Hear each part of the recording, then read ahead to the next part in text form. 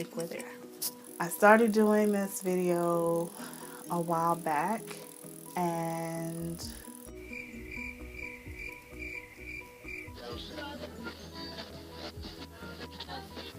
I'm just trying to get this thing together.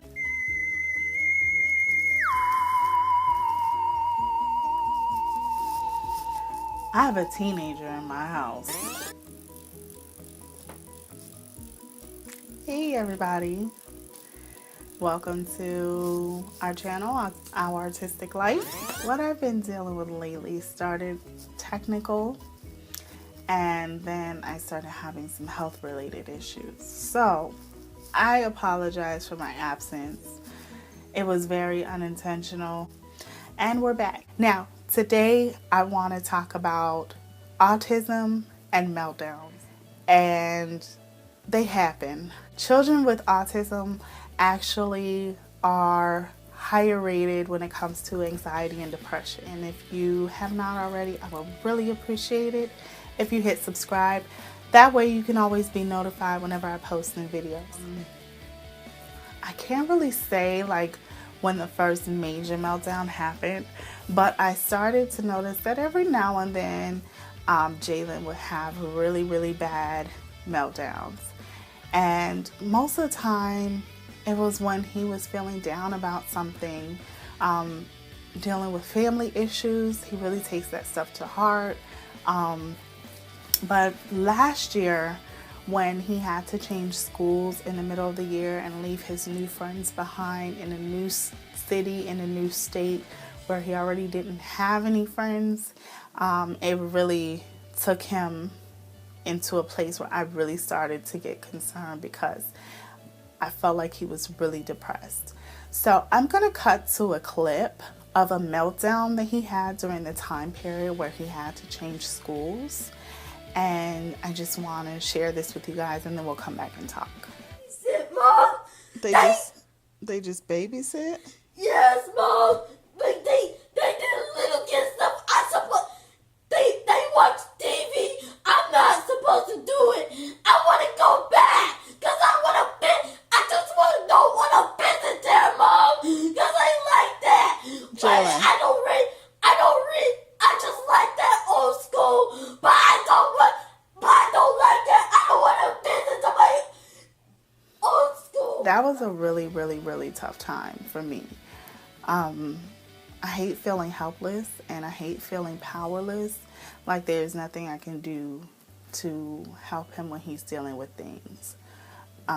So I've come up with a couple of key things that we do on a regular basis when he is starting to show signs that he's having a meltdown, or when he's having one and he's bothered by some things.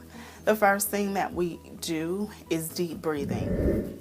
I will tell him to inhale while I count to 5, and then exhale as I count to 5 again. And I will do that until I kind of see his demeanor change and see that he's relaxing and he's not so tensed up. And a lot of times that helps. Another thing that I do is chamomile tea.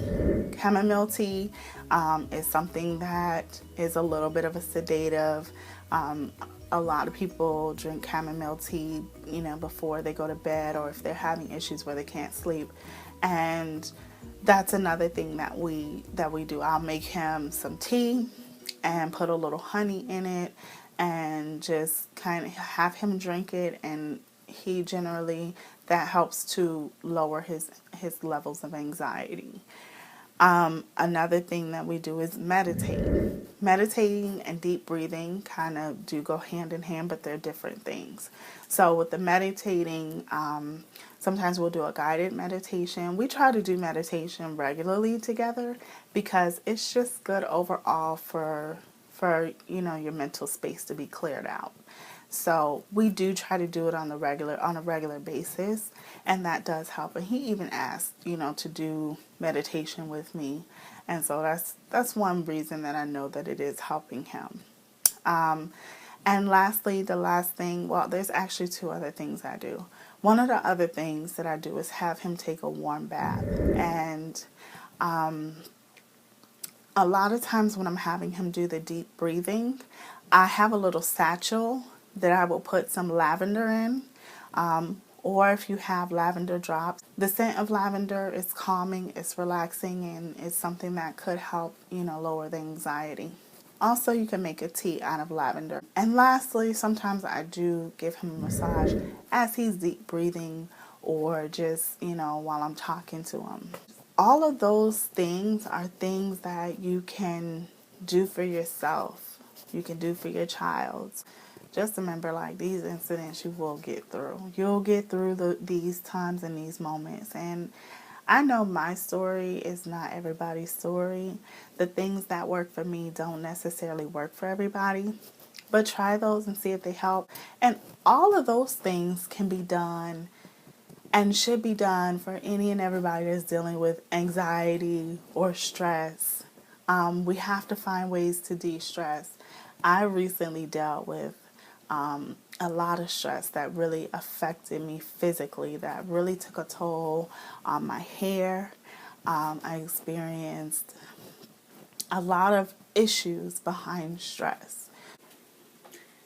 All right, so bonus tip number 6 is listen to your child.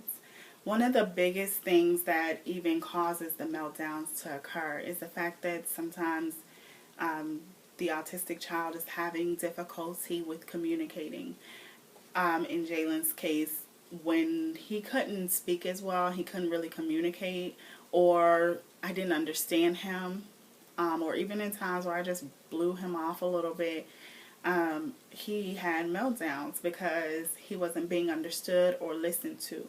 And I really had to work on that. I really had to work on taking the time to understand, what he was saying and figure out with him what was going on, asking him questions. Even now, if I see in his face that something is wrong, I'm asking questions, I'm communicating with him, and I'm listening to him, because that helps to avoid the meltdowns in a lot of cases. Sometimes they're inevitable, but in some cases, just listening to your child makes a world of difference. It strengthens your bond, and you need your child to know that you are their biggest advocate, that if something is wrong, they need to be able to come to you, and they need to feel confident in your ability to handle things and take care of them. They need to feel safe, and they need to feel, like they have some support.